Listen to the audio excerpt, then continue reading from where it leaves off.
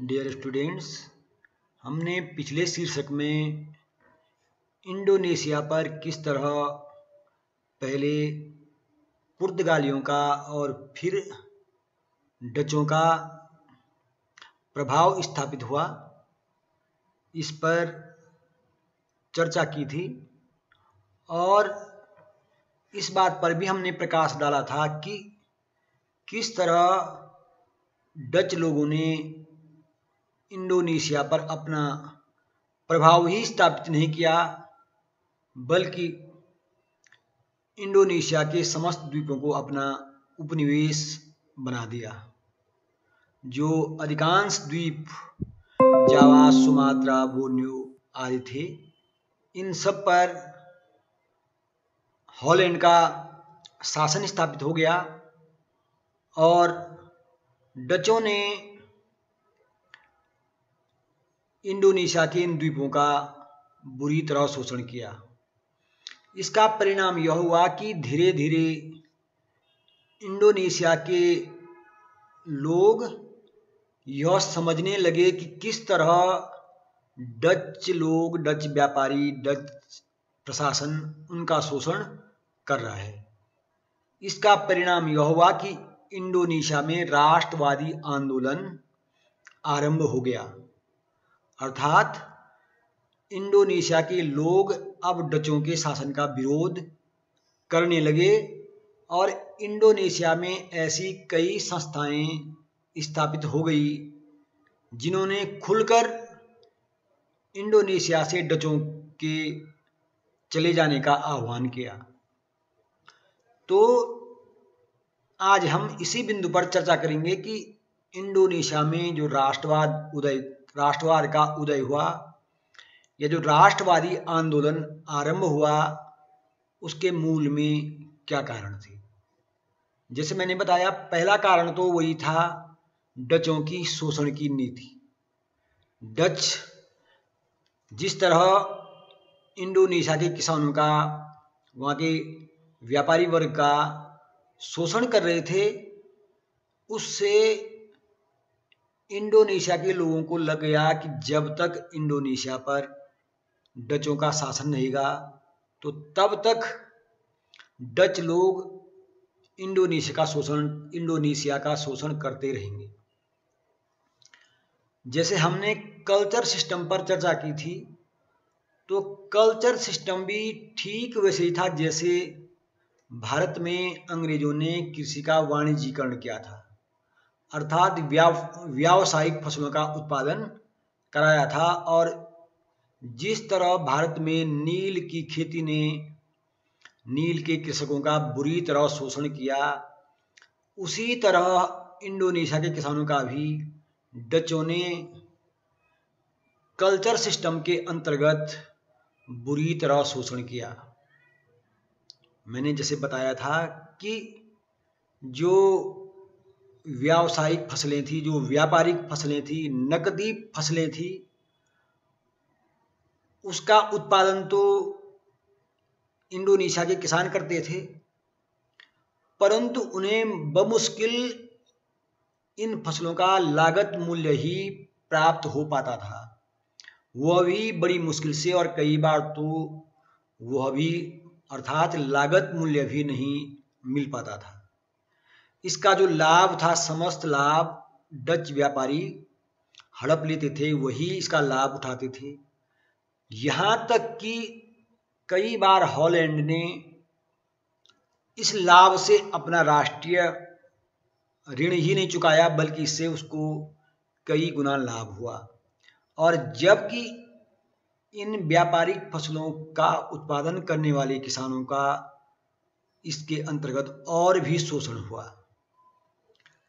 दूसरी बात, डचों ने बाद में जो नैतिकता की नीति अर्थात इथिकल पॉलिसी इंडोनेशिया में लागू की। यद्यपि यह शब्द बड़ा आकर्षक शब्द था, नैतिकता की नीति, इथिकल पॉलिसी, अर्थात डचों ने घोषित किया कि इंडोनेशिया का विकास करना, इंडोनेशिया के लोगों के जीवन स्तर को सुधारना हमारा नैतिक कर्तव्य है, हमारी नैतिक जिम्मेदारी है। और इसके अंतर्गत उन्होंने इंडोनेशिया में उद्योगों को, तकनीकी विकास को और शिक्षा को बढ़ावा देने का प्रयास किया, परंतु इन सब का उद्देश्य ऐसे वर्ग को तैयार करना था जो डचों का सहायक हो सके, जो डचों के कामकाज में उनकी मदद कर सके। इस इथिकल पॉलिसी का उद्देश्य यह नहीं था कि इंडोनेशिया में डॉक्टर, इंजीनियर या बुद्धिजीवी तैयार करना, बल्कि ऐसे वर्ग को तैयार करना था जो कि उनका सहायक सिद्ध होता, जो उनके कामकाज में, उनके दफ्तरों में क्लर्क का काम कर सकता। इस तरह इथिकल पॉलिसी का भी पर्याप्त लाभ इंडोनेशिया के लोगों को नहीं मिल पाया। 20वीं सदी के प्रारंभ में एक और परिवर्तन यह हुआ कि हॉलैंड में अब्राहम कूपर वहां के प्रधानमंत्री बने और उन्होंने एक पैम्पलेट प्रकाशित किया जिसमें उन्होंने इस बात पर जोर दिया कि इंडोनेशिया में डच लोगों को जो नैतिकता की नीति है उसका पूर्णतया पालन करना चाहिए, अर्थात कि वास्तविक रूप से डच लोग इंडोनेशिया में नैतिक दृष्टि से विकास का कार्य करें, वहां के लोगों को आगे बढ़ाएं, क्योंकि धरातल पर इस नीति का सकारात्मक परिणाम उस रूप में नहीं मिल पा रहा था जिस रूप में इसकी घोषणा की गई थी, इसका बढ़ा चढ़ाकर प्रचार किया गया था। दूसरा, उस समय हॉलैंड में डच संसद में ऐसे समाजवादियों का प्रवेश हो चुका था जो समाजवादी यह नारा लगाते थे कि इंडोनेशिया वासियों का है, अर्थात इंडोनेशिया फॉर द इंडोनेशियंस। और इस नारे का उद्देश्य यह था कि इंडोनेशिया के लोग स्वयं इंडोनेशिया का शासन संभालें, डचों को उनके शासन में हस्तक्षेप नहीं करना चाहिए।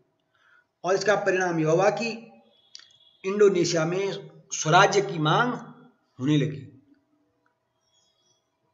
इसका प्रभाव यह भी हुआ कि धीरे धीरे इंडोनेशिया के लोगों में जागृति आने लगी। ऐसे ही एक विद्वान हुए डेवेंटर, जो कि डच ही थे।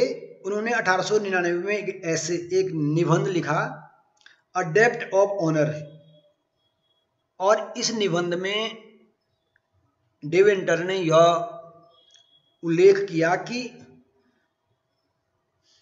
1867 से बाद जितना भी धन हॉलैंड ने इंडोनेशिया से प्राप्त किया है उसे वापस कर देना चाहिए, क्योंकि उनका कहना यह था कि ये धन इंडोनेशिया के लोगों के शोषण के फलस्वरूप प्राप्त किया गया था। दूसरी बात, कुछ डच उदारवादी इंडोनेशिया में विकेंद्रीकरण की मांग करने लगे। उनका कहना था कि जो प्रशासनिक शक्तियां हैं वो इंडोनेशिया के लोगों के हाथों में आनी चाहिए। और इसके अंतर्गत एक सकारात्मक प्रयास भी हुआ कि इंडोनेशिया में स्थानीय परिषदों की स्थापना की गई।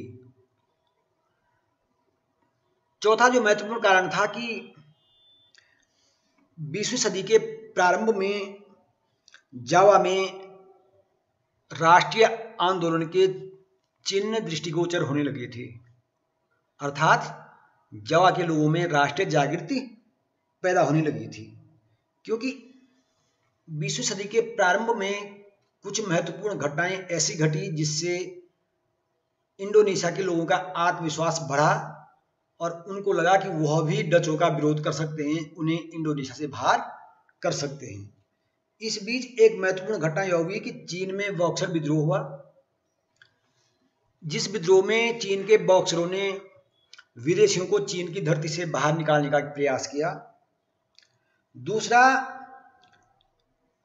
फिलीपींस में भी फिलीपींस जो स्पेन का उपनिवेश था, तो फिलिपिनियों ने भी स्पेन का विरोध किया और तीसरी बड़ी घटना यह हुई कि एक छोटे से देश जापान ने एक विशाल देश रूस को 1904-05 में पराजित कर दिया। इससे एशियाई देशों के लोगों का भरोसा जगा और जब 1904-05 में रूस को पराजित कर दिया तो इससे एशिया के लोगों में यह विश्वास पैदा हुआ कि यूरोप की जाति कोई श्रेष्ठ जाति नहीं है या यूरोप विश्व में श्रेष्ठ नहीं है। एशिया के लोग भी कई मायनों में श्रेष्ठ हैं और यूरोप के बड़े देशों को भी आसानी से पराजित कर सकते हैं। इन सब का परिणाम यह हुआ कि जावा में राष्ट्रीय चेतना का विकास हुआ। वहां एक महिला डच शासन का विरोध कर रही थी, रेडेन एडजेंग कर्तिनी, इसने महिला जागरण के लिए शिक्षा का प्रचार किया और कई बालिका विद्यालयों की स्थापना की। इसी तरह 1908 में एक राष्ट्रीय संस्था का इंडोनेशिया में आविर्भाव हुआ। इसका नाम था बुद्धि उतोमो। बुद्धि उतोमो का उद्देश्य इंडोनेशिया के लोगों में राष्ट्रीय जागृति पैदा करना था और वहां के लोगों में राष्ट्रवाद की भावना का विकास करके उन्हें इंडोनेशिया के स्वशासन के लिए प्रेरित करना था। ऐसी एक संस्था थी शरीकत इस्लाम। 1911 में इसकी स्थापना की गई और शरीकत इस्लाम का उद्देश्य था इंडोनेशिया से ईसाई धर्म प्रचारकों को बाहर करना और इंडोनेशिया में इस्लाम का प्रचार करना। इसलिए शरीकत इस्लाम ने इंडोनेशिया में इस्लामियत का नारा दिया। इसका पहला उद्देश्य था इंडोनेशिया के व्यापारिक हितों को प्रोत्साहित करना। दूसरा उद्देश्य था पारस्परिक आर्थिक सहयोग। तीसरा इंडोनेशिया का बौद्धिक और भौतिक कल्याण और चौथा उद्देश्य था इस्लाम धर्म का प्रचार। इन चार उद्देश्यों को लेकर शरीकत इस्लाम जो आगे बढ़ा तो धीरे धीरे इसका प्रभाव इंडोनेशिया में बढ़ने लगा और इसका परिणाम यह हुआ कि एक राष्ट्रीय जागृति इंडोनेशिया में पैदा हुई। अगला बिंदु था इंडोनेशिया में जब रूस में 1917 की बोल्शेविक क्रांति जब सफल हो गई तो इंडोनेशिया में भी समाजवादियों का प्रभाव बढ़ा और समाजवादियों के प्रभाव बढ़ने से इंडोनेशिया में पूंजीवाद का विरोध होने लगा और इसका परिणाम यह हुआ कि जो डच लोग इंडोनेशिया का शोषण कर रहे थे उसके विरुद्ध इंडोनेशिया के लोगों में राष्ट्रीय जागृति पैदा हुई। और इसका एक परिणाम यह भी हुआ कि इंडोनेशिया में एक साम्यवादी आंदोलन के परिणाम स्वरूप एक समाजवादी दल परसेरिकतन कम्युनिस्ट इंडिया पीकेआई की स्थापना की गई और जिसने इंडोनेशिया में गुप्त समितियां स्थापित करके बड़े पैमाने पर राष्ट्रवादी आंदोलन का प्रचार किया।